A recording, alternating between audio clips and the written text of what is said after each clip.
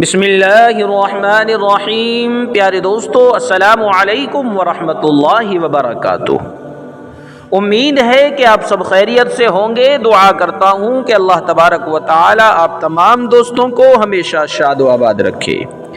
دوستو، آج کے واقعے میں ہم ذکر کریں گے جنتی دریاؤں کا، کہ اللہ تبارک و تعالی نے کیا دنیا کے اندر بھی جنتی دریا اتارے ہیں، اور آخر ان دریاؤں کی تعداد کتنی ہے، وہ نہریں کون کون سی ہیں جن کو جنتی دریا کہا جاتا ہے، اور کیا ان کا ذکر قرآن کریم یا حدیث مبارک میں موجود ہے یا نہیں۔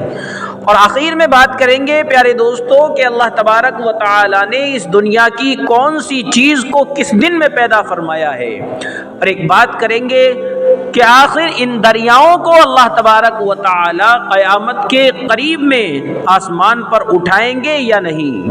تو آئیے انہی چند باتوں پر ہم اس واقعے کی شروعات کرتے ہیں۔ واقعہ شروع کرنے سے پہلے آپ سے گزارش ہے کہ ویڈیو بہت مختصر اور انفارمیٹیو ہونے والی ہے پیارے دوستو، اس لیے آپ سے گزارش ہے کہ ویڈیو کو پورا ضرور دیکھیں، اچھی لگے تو اپنے دوست و احباب میں ضرور شیئر کریں، چینل پر نئے ہیں تو ہمارے چینل کو ضرور سبسکرائب کر لیں۔ تو آئیے بات کرتے ہیں ان جنتی دریاؤں کی۔ دوستو، کہا جاتا ہے کہ دنیا کے اندر 4 نہریں ایسی ہیں کہ جن کا پانی جنت سے آتا ہے۔ بھائیوں اور بہنوں، آج ہم آپ کو بتانے والے ہیں کہ دنیا کی یہ نہریں جس میں جنت کا پانی آتا ہے۔ پہلے بات کر لیتے ہیں کہ جنت میں بھی 4 طرح کی نہریں ہیں، پانی کی، دودھ کی، شہد کی اور شراب طہورہ کی۔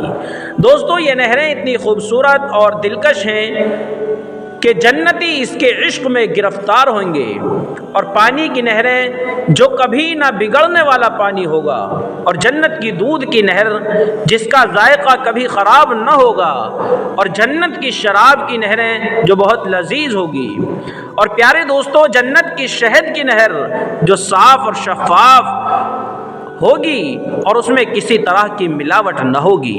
پیارے دوستو، سورہ محمد کے اندر اللہ تبارک و تعالی ارشاد فرماتے ہیں کہ نیل، دجلہ، فرات اور سیہون جنت کی نہریں ہیں۔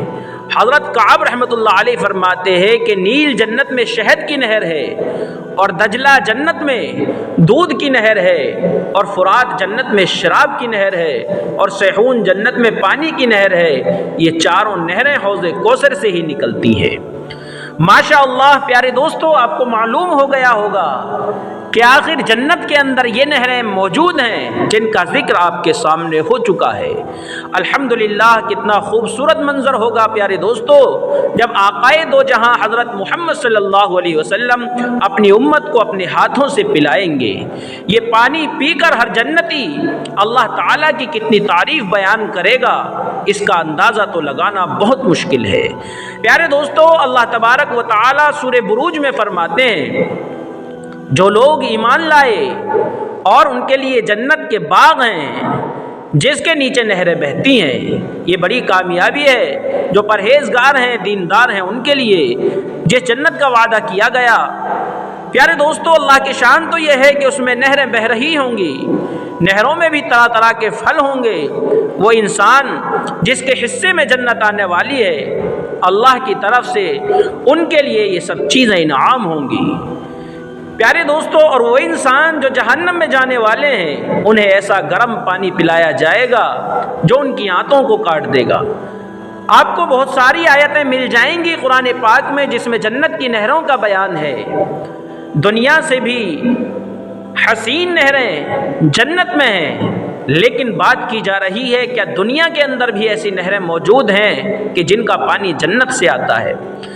پیارے دوستو، جی ہاں، دنیا کے اندر بھی ایسی نہریں موجود ہیں کہ جہاں جنت کا پانی بہہ رہا ہے۔ گویا تصور کیا جائے کہ اگر دنیا کے اندر وہ نہریں موجود ہیں تو وہ زمین کتنی بہترین اور خوبصورت ہوگی۔ ہر طرف ہرے ہرے باغ ہیں جن میں صاف اور سفید پانی، دودھ اور شہد اور طرح طرح کے شربتوں کے دریا بہتے ہیں۔ اللہ تعالیٰ نے یہاں ایسے خاص پیڑ پودے رکھے ہیں جس میں پانی کی جگہ دودھ اور شہد دیا جاتا ہے۔ یہ ذکر بھی دوستو جنت ہی کا ہے کہ اللہ تبارک و تعالیٰ نے یہ ساری نہریں جنت میں رکھی ہیں، اور اگر وہی نہریں دنیا کے اوپر اتار دی گئی ہیں پیارے دوستو تو وہ دنیا کے حساب سے ہیں، اور ان پیڑوں کے پھلوں میں بھی اس کا اثر ہوتا ہے، اور شہد اور شربتوں سے سیراب کیے جاتے ہیں جنتی۔ ہمیں اللہ نے پیارے دوستو سوچنے اور سمجھنے کی صلاحیت دی ہے۔ ذرا غور تو کیجئے کہ جو اللہ پانی کے دریا بہا سکتا ہے، کیا وہ دودھ، شہد اور شربتوں کے دریا نہیں بہا سکتا؟ یہ ساری چیزیں بھی اللہ ہی کی پیدا کی ہوئی ہیں۔ دودھ جانوروں کے تھنوں سے، شہد مکھی کے پیٹ سے نکلتا ہے۔ یقیناً اللہ تعالیٰ دودھ، شہد اور شربتوں کے دریا بھی بہا سکتا ہے۔ پیارے دوستو، حضرت ابو ہریرہ رضی اللہ عنہ سے روایت ہے کہ حضور پاک صلی اللہ علیہ وسلم نے ارشاد فرمایا کہ جب تم دعا مانگو تو جنت الفردوس مانگا کرو، کیونکہ وہ جنت کا بلند ترین حصہ ہے۔ اس کے اوپر اللہ تعالیٰ کا عرش ہے اور یہیں سے جنت کی نہریں بہتی ہیں۔ دوستو، دنیا میں اللہ تعالیٰ نے ایسی خوبصورت جگہ پیدا کی ہے کہ جن جگہوں پر انسان بعض مرتبہ اپنی نظر ڈال دیتا ہے تو اللہ کی تعریف کرتے ہوئے نہیں تھکتا۔ تم اپنے رب کی کون کون سی نعمتوں کو جھٹلاؤ گے؟ اللہ خود قرآن کریم میں کہتا ہے۔ پیارے دوستو، حضرت عباس رضی اللہ عنہ فرماتے ہیں اگر جنتی عورتوں میں سے کوئی عورت 7 سمندروں میں اپنا تھوک ڈال دے تو سارے سمندر شہد سے زیادہ میٹھے ہو جائیں۔ یہ جنت ہی ہے جو اللہ کی فرما برداری کرتا ہے، اللہ کے بتائے ہوئے رستے سے چلتا ہے تو اللہ تعالیٰ اپنے بندوں کو جنت کے باغات دنیا ہی میں دکھا دیتے ہیں۔ پیارے دوستو، مسلم شریف کی حدیث ہے اللہ تعالیٰ نے ہفتے کے دن زمین کو پیدا کیا، اور اتوار کے دن پہاڑ، اور منگل کے دن انسان، اور بدھ کے دن نور بخشا، جمعے کے دن آدم علیہ السلام کو پیدا کیا۔ پیارے دوستو، وہ کون سی ایسی نہریں ہیں جو جنت سے نکلی ہیں؟ آئیے ان کی بات کر لیتے ہیں۔ تو پیارے دوستو، یہ نہریں ہیں 4 جن کا نام ہے سیحون، جیحون اور دریائے فرات اور دریائے نیل۔ پیارے دوستو، یہ 4 ایسی نہریں ہیں۔ اب بات کر لیتے ہیں کہ پتہ کس طرح سے چلتا ہے کہ جنت کی نہریں ہیں۔ تو پیارے دوستو، ہم اسی ویڈیو میں آپ کو بتلا چکے ہیں کہ قرآن میں ان کا ذکر آ گیا ہے، اور اللہ تبارک و تعالی نے بتلا دیا ہے کہ جنتی نہریں ہیں۔